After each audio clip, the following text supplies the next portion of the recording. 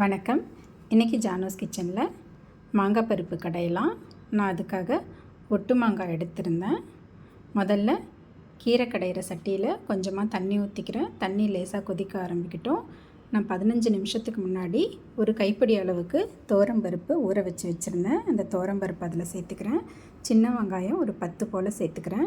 Medium சைஸில் ஒரே ஒரு பழுத்த தக்காளியை கட் பண்ணி போட்டிருக்கேன்.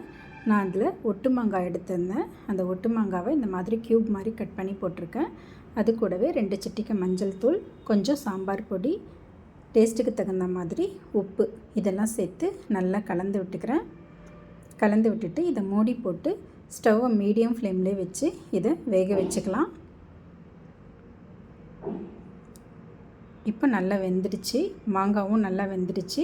பருப்பும் நல்லா முத்து முத்தாக வெந்திருக்கு. இப்போ இதை லேசாக இந்த மாதிரி கடைஞ்சி விட்டுக்கலாம். ரொம்ப மசிச்சிடாமல் லேசாக கடைஞ்சி விட்டுக்கலாம். இது அப்படியே இருக்கட்டும்.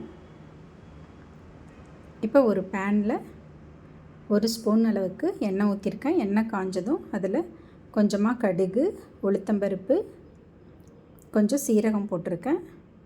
ஒரே ஒரு வரமிளகாய் கிள்ளி போட்டிருக்கேன். இதெல்லாம் நல்லா பொரியட்டும்.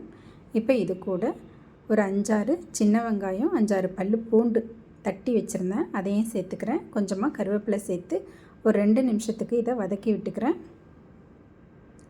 இந்த மாதிரி இதை வதங்கின பிறகு கடைசியாக இதில் கொஞ்சமாக பெருங்காயமும் சேர்த்துக்கிறேன். சேர்த்துட்டு ஒரு வாட்டி கலந்து விட்டுக்கலாம். கலந்து விட்டுட்டு அந்த மாங்காய் பருப்பில் சேர்த்துக்கலாம். சேர்த்துட்டு ஒரு வாட்டி கலந்து விட்டுட்டு இதில் இறக்கிறதுக்கு முன்னாடி கொஞ்சம் கொத்தமல்லி தழையும் சேர்த்துக்கலாம். அவ்வளோதாங்க, ஒரு டேஸ்டான மாங்காய் பருப்பு கடையல் ரெடி ஆகிடுச்சு. இது சாதத்துக்கு, பூரி, சப்பாத்திக்கெலாம் ரொம்ப நல்லாயிருக்கும். தேங்க்ஸ் ஃபார் வாட்சிங்.